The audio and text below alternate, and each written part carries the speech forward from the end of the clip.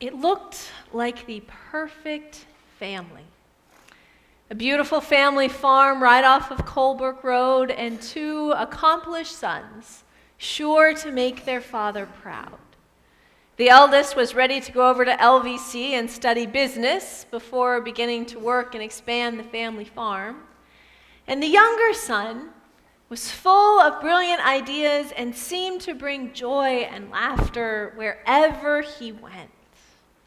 The mother is so perfect, there's no need to even mention her in this story. The father is loving and kind, respected by all, and has worked hard to help his sons and his community. This is what life is all about. It's the American dream, but no family's perfect. The elder son finishes at LVC, an honored graduate, and starts to work on the family farm with great ideas on how to begin community-supported agriculture right here. The younger son finishes high school. He scrapes together enough money for a motorcycle and to fill up the tank, and gets on the turnpike and just goes west. Supportive and putting on a good face, the family smiles and tells all that their younger boy is doing well. He just wanted to expand his horizons and go and see the heartlands. Meanwhile, the calls, they're few and they're farther between. And just as the younger son seems to settle in one town, he takes off for somewhere new, and his need for money seems endless. But no one wants to talk about the possibility that drugs are involved. He didn't come home for Thanksgiving or Christmas that year, and by spring it's discovered that with the help of a friend in town, he'd sold all of the equipment in the barn on Craigslist. Still, the town thought all was well, and people wished their lives were so picture perfect. Now, one day the father was sitting in his office looking down at the pond and remembering how his sons used to carry an old canoe down the hill and row around the pond, jumping in and climbing out of the water on those hot summer afternoons. And behind him a door slams. And turning around, he finds his younger son in the doorway, but before he can leap up, he sees that he's agitated and angry, and the father watches confused as he paces back and forth. Then he stopped, and he turned towards his father. "I wish you were dead," he said in a cold, calculating tone.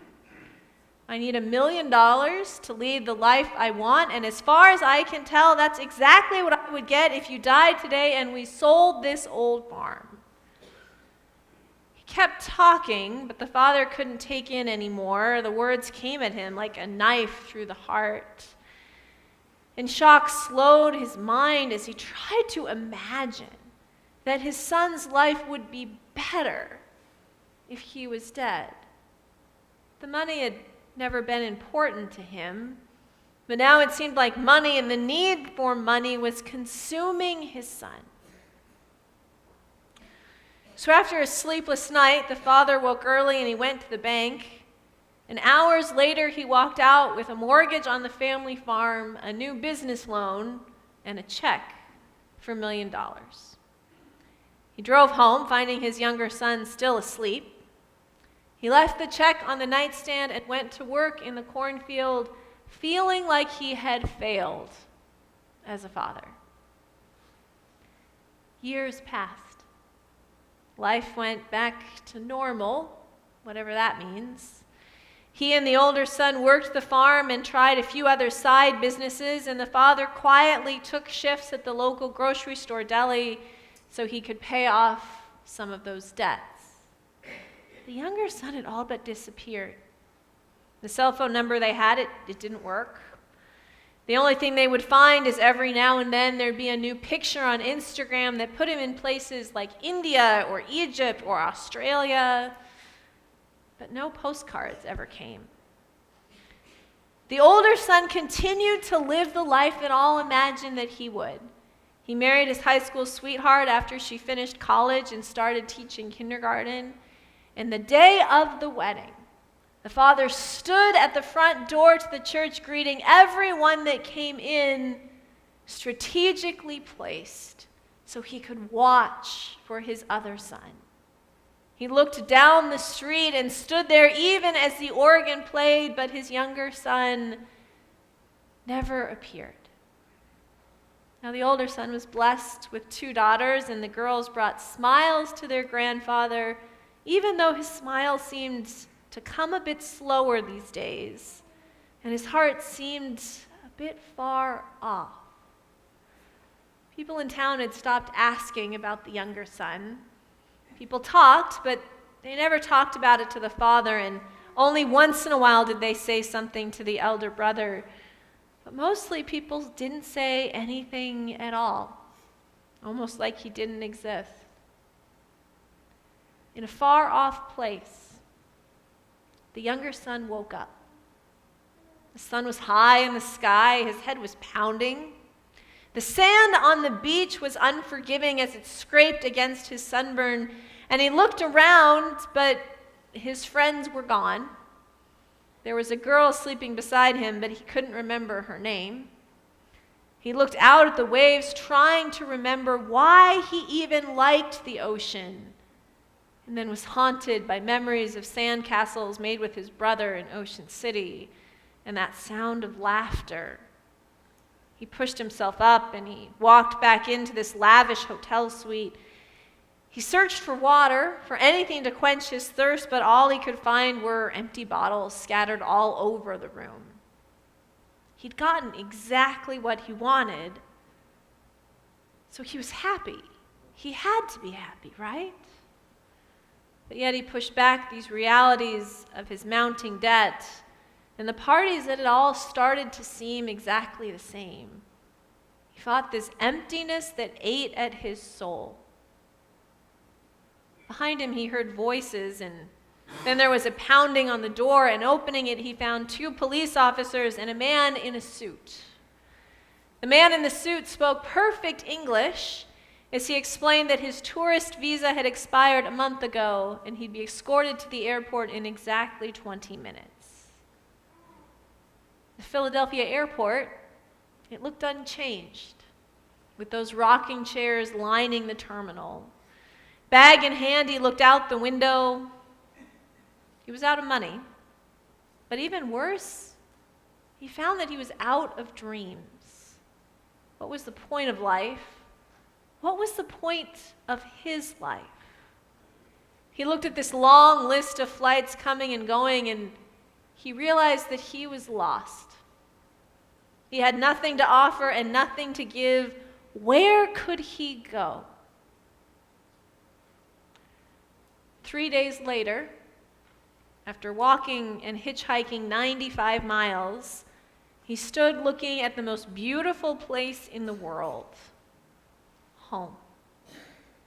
It was the end of the road, yet he knew it was the last place he could ever go. He had taken more than any family could bear to give. He didn't even know if they still lived here. Could they possibly afford to keep it after all that he took?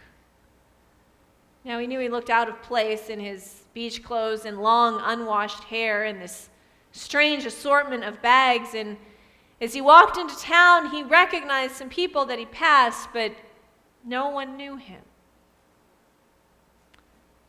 Then early one cold spring Saturday morning, the father spilled coffee on his shirt as he tried to open the door to the trunk with this box of fresh donuts in his hand and now that half-empty coffee cup. As he finally climbed and got everything in, he drove up 12th Street and he noticed this man in a tattered, thin sweatshirt and these bright swim trunks stepping off of the rails to trails into the crosswalk, and he stopped as he waited for him to cross, his eyes following him, trying to figure out what seemed familiar. The man looked up just quickly, and as he met his eyes, the father's heart began to pound. Grabbing the favorite coat off of his seat, he leapt out of the truck, leaving it running as the street got blocked, and he ran. And he threw this coat over his son's shoulders, surrounding him with these strong arms and all of his love. Tears filled his eyes as his heart rejoiced. Now the older son, his head was full as he drove back to the farm. The farmer's market had been loud, but there hadn't been enough sales, and all he wanted was a quiet evening. But the truck was full of produce and meat to be taken care of, and that was only the beginning of the list of things he had to do before he could rest. And as the farm came into view, he stopped confused. It should have been dark and quiet, but it was full of cars, with streams of light going every which way and music pouring loudly out of the barn. As he pulled in, a friend came up behind him with a case of beer. "You coming?" he asked as he rushed by. The older brother looked down at his cell phone that had been on silent all afternoon, and he saw a voicemail from his father. And as he listened, the scene before him was explained. His younger brother was back, and his father had invited everyone to this party that they couldn't afford. He saw his daughter just inside the barn dancing, and her presence was like this invitation that was just for him, but he couldn't. He couldn't make himself move. He couldn't face his brother that had caused so many years of silent and secret stress. He couldn't believe that he'd really changed. Maybe he hadn't. Was he here for more money? He heard his father laughing before he saw him. He looked happy, happier than he could ever remember seeing him. As his father came up, he said, "Come on, let's go." And the elder brother silently sat there in that truck. The father reached through the window and put his hand on his elder son's shoulders, saying, "Don't hold on to this.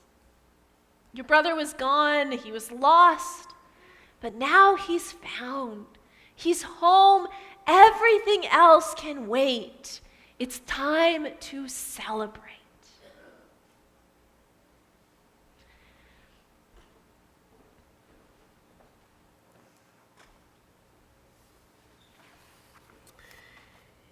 If you have ever felt like you don't know the Bible well enough, or like you don't know enough about God, this story is for you. The more I study, the more I see that these 24 verses of the prodigal son are a summary for the whole story of Scripture. If you know this story, you know the gospel. The prodigal son has been told over and over again, probably in every country and every context. I think it's a story that we live. In different parts of our lives, we live different sides of it. Sometimes we're like the younger son and we live it in our own wandering. Sometimes we're like the elder son and we live it when we think we know what's best for God's kingdom. And sometimes we live it when we are the parents longing to see a beloved child, even for one more moment, desperately hoping to be able to wrap them in our arms and draw them close. Jesus first told this story to an audience of sinners and Pharisees, an impossible audience no matter what one said. But Jesus wove these words together, seeking to invite even them into God's love. As you listen to the word of God that is for you this day, consider, where are you in this story? And where does God long for you to be? Luke chapter 15. Now all the tax collectors and sinners were coming near to listen to him. And the Pharisees and the scribes were grumbling and saying, "This fellow welcomes sinners and eats with them." So Jesus told them this parable. There was a man who had 2 sons. The younger of them said to his father, "Father, give me the share of the property that will belong to me." So he divided his property between them. A few days later, the younger son gathered all he had and traveled to a distant country. And there he squandered his property in dissolute living. When he had spent everything, a severe famine took place throughout that country, and he began to be in need. So he went. He hired himself out to one of the citizens of that country, who sent him to his fields to feed the pigs. He would gladly have filled himself with the pods that the pig were eating, and no one gave him anything. But when he came to himself, he said, "How many of my father's hired hands have bread enough to spare? But here I am dying of hunger. I will get up and go to my father, and I will say to him, 'Father, I have sinned against heaven and before you. I am no longer worthy to be called your son. Treat me like one of your hired hands.' So he set off and went to his father. But while he was still far off, his father saw him and was filled with compassion. He ran and put his arms around him and kissed him. And his son said to him, 'Father, I have sinned against heaven and before you. I am no longer worthy to be called your son.' But the father said to his slaves, 'Quickly, bring out a robe, the best one, and put it on him. Put a ring on his finger and sandals on his feet. And get the fatted calf and kill it, and let us eat and celebrate. For the son of mine was dead and is alive again. He was lost and is found.' And they began to celebrate. Now his elder son was in the field. And when he came and approached the house, he heard music and dancing. He called one of the slaves and asked what was going on. He replied, 'Your brother has come, and your father has killed the fatted calf because he has got him back safe and sound.' And he became angry and refused to go in. The father came out and begged and pleaded with him. But he answered his father, 'Listen, for all these years I've been working like a slave for you. I've never disobeyed your command, yet you've never given me even a young goat, so that I may celebrate with my friends. But when this son of yours comes back, who's devoured your property with prostitutes, you killed the fatted calf for him.' And the father said to him, 'Son, you are always with me, and all that is mine is yours. But we had to celebrate and rejoice, because this brother of yours was dead but has come to life. He was lost and has been found.' This is the word of the Lord. Thanks be to God."